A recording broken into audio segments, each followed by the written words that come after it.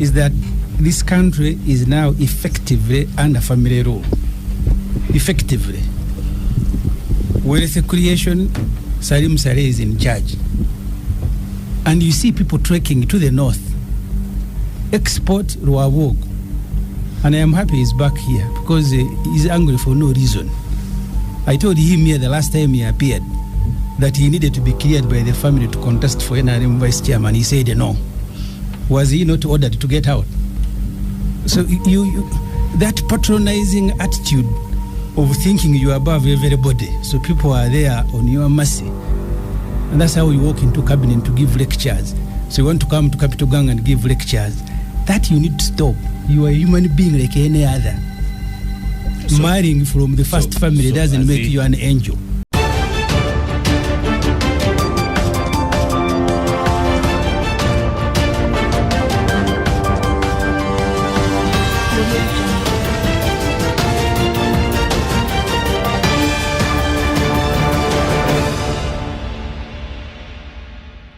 Honorable SSEMUJJU NGANDA destroyed Museveni's son-in-law, Ansodrek during a talk show. We all know that Honorable SSEMUJJU NGANDA is one of the good opposition leaders. And having him on a show, you'll be rest assured that you will be having a person who will drive the point home. During this interview, Ansodrek was destroyed. They painted a picture of him and his family capturing this country. When you see these leaders who come from the first family boasting about how as if it is a favor to lead over us, yet in actual sense they are taking us for granted, drying the coffers of the country, yet on the other hand they pretend as if they care for us. We all know Uganda is under state capture, where the leader of this country is a president, his son is a CDF, his brother Salim Saleh gets public funding here or something, the wife is a minister of education, the in-law is in trade, everyone in the family. Yet even if they are not in government, being a president, you can sustain your family. So in this episode, I've come to talk about how Honorable SSEMUJJU NGANDA was able to destroy RWABWOGO, what it means for our politics, and most importantly, the study materials we can learn from the politics of our nation. But before I do this, I want to know that if you're new to this channel, please subscribe. And if you're watching this video from a different platform, please head on to YouTube, type in Sura Mawagali. There's a lot of content of this nature. If geopolitics and economics is what you want, this will be definitely the right channel for you to subscribe to.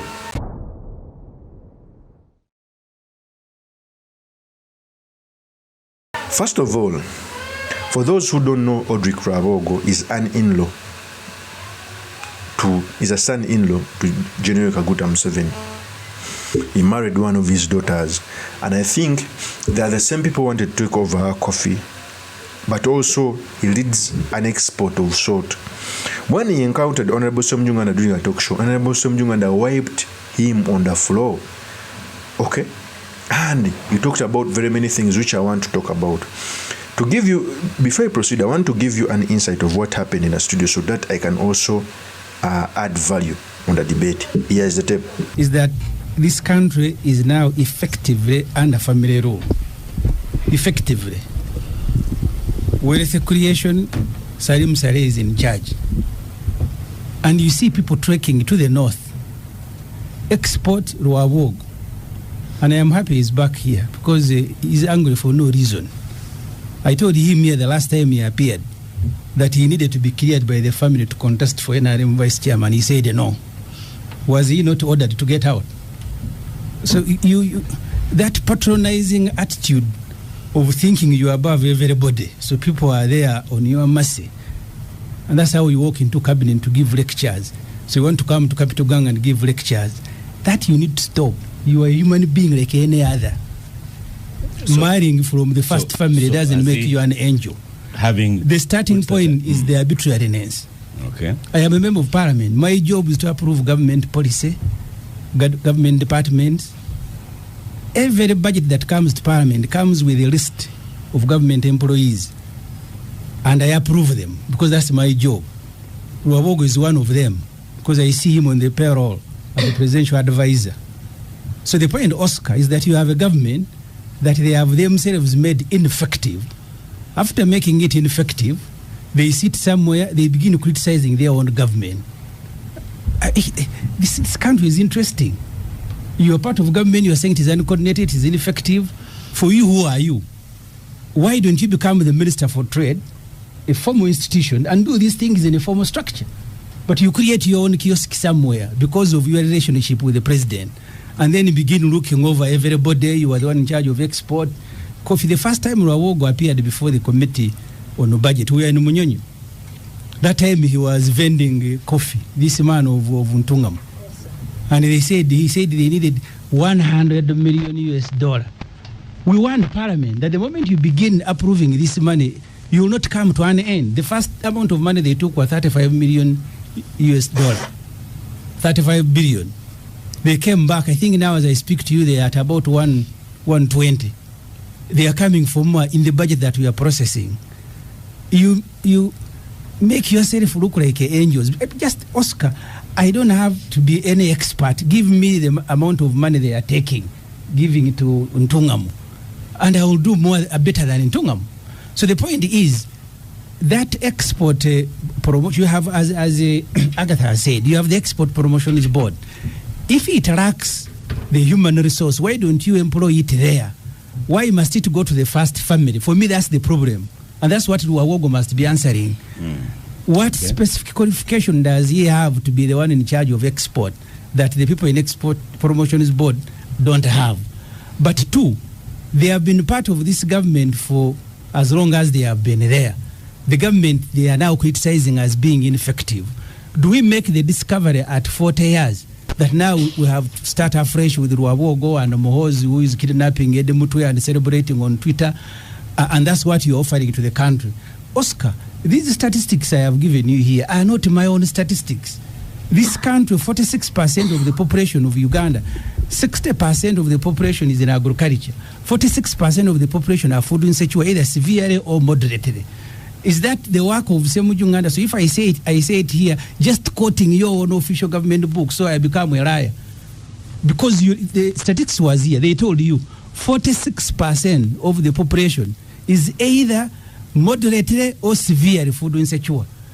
I told Parliament, and I'll be making a response, this PDM, if you read the report of the census, only we have so far now released 3 trillion shilling. Only 800,000 people have benefited because they are picking one person for 1 million shilling per a household. The analysis I'm doing on budget, Oscar, and when I am done, you will allow me to become to sit where RWABWOGO is sitting now as a shadow minister and give you the figures. RWABWOGO and others, you need to ask yourself, how comes you are in charge of wealth? You are the only one who's getting wealth. People who are in charge of creating wealth. Okay. That's why people keep tracking it to you for money, physical money now.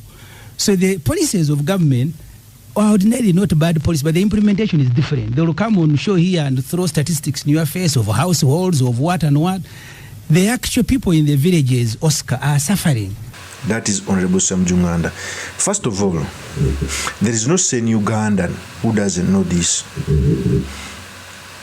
What is happening in the country is a state capture. And it is a problem. It is the reason as to why, even when General Museveni, because I know General Museveni is not going to be in power forever. In the next cycle of an election is going to be 82. There are higher chances that he cannot be president for the next 10 years. Even if he's alive, he will be incapacitated. But even those who want to take over from him, there is no contender within the NRM, it is family. Some voices are saying his wife, many voices are saying his son. And there is also a parallel organization, PLU, which was built to counter the NRM. Some say it is his in-law. It clearly shows how they captured our country. It is even more worse that even a person who comes out to contend is taken as if he's an enemy, is beaten up, his bodyguards are taken to jail, supporters. Since the 2021 election, there are very many people who are still in jail. And Honorable SSEMUJJU NGANDA drove this point home. These people see us as if we are their animals, like we are cows. You know, if you have a cow, you can decide, I'm going to give it today, I'm going to give it some salt, today I'm going to give it some water. The contempt they have on our country is unbelievable. The first son comes out to this parliament to call them clowns, and this parliament majority are NRM members. They keep mum. That's why I don't like members of parliament. If an opportunity comes for them to die in the parliament, let them die. If God can take them, they abuse you, and you don't demonstrate on that, they call you clowns. But of course, it's family rule. Okay? So SSEMUJJU Ugandan can come out to say that our country is going in the right direction. Okay? These people get taxpayers' money. RWABWOGO, I remember there's a budget where RWABWOGO wanted some money, and Parliament refused. They passed it in supplementary in something. He got the money. Okay? Even Honorable SSEMUJJU came out to say that they once sat in a cabinet up. You know, our constitution does not envision someone to come and lecture a cabinet on the basis of being the presidential friend or a presidential relative. There are some protocols which are supposed to be followed, but these people are taking our country for granted. So we are under state capture, which must be followed. These things are real. If you truly follow the posture in the world, some families capture countries, especially those who are in power. Then you can capture a country for a long period of time. Every resource is controlled by the first family, to an extent that even if you want to export, excuse me, you have to go to RWABWOGO. The coffee was captured. Everything is supposed to be captured. These people are drying our coffers dry, yet we still look on. It's time so that we can redeem our country, so that we can fight for democracy and equity. Of course, that's my opinion. Do make comments by commenting about this. Thank you very much for listening in. If this is your first time on this YouTube channel, I implore you to subscribe, like, and comment so that I can be motivated to do more of such videos. I'll see you on another one. Peace.